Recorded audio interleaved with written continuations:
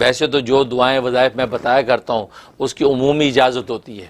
Specific کسی ایک کو اجازت دینا ضروری نہیں، کسی ایک کو دے بھی دی تو آپ جو جتنے بھی لوگ سنتے ہیں تو میری طرف سے سب کو دلی اجازت ہوتی ہے، وہ میرے جو وظائف کر سکتے ہیں، اگر وہ سیم ان کا مسئلہ ہے تو بالکل کر سکتے ہیں۔ ہبا ہاشم کہتی ہیں کہ میرا عقیقہ نہیں ہوا، کیا میں اب کر سکتی ہوں؟ میں بچپن میں بہت خوبصورت تھی، ابھی بہت بدصورت ہو گئی ہوں۔ ہاں تو ظاہر ہے کہ عقیقہ میں نے بتایا، عقیقہ جو ہے وہ بہت اہم سنت ہے، اس کا بڑا اہتمام کرنا چاہیے۔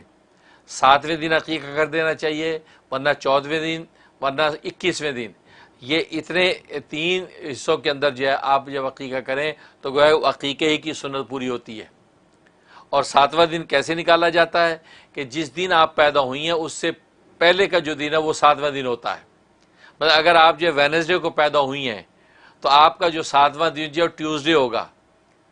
تو 21 دن کے اندر اندر جب عقیقہ آپ نے کیا تو اس کا مطلب یہ آپ کا عقیقہ ہوا، اور عقیقے کی جو فضائل برکات آپ کو ملیں گی، اور عقیقے کے بغیر جو بچے کے اوپر جو ہے وبال آفات رہتی ہیں وہ اس سے آپ جو ہے وہ محفوظ ہو جائیں گی۔ اب آپ کا عقیقہ نہیں ہوا اور آپ بتاتی بچپن میں خوبصورتی اب بدصورت ہو گئی ہوں، ہو سکتا ہے یہ بھی وجہ ہے، کیونکہ حدیث میں آتا ہے عقیقہ جب تک بچے کا نہیں ہوتا اس وقت تک جو ہے وہ رہن رکھا رہتا ہے، عقیقہ جب ہوتا ہے تو اس سے چھٹکارا ہوتا ہے، تو گویا کہ بلائیں آفتوں سے وہ سیف ہو جاتا ہے۔ عقیقہ بہت ضروری ہے، بالکل کریں۔ لہذا اب آپ کرنا چاہتی ہیں بالکل کریں، اگرچہ عقیقہ نہیں ہوگا لیکن چونکہ ظاہر اب صدقے کے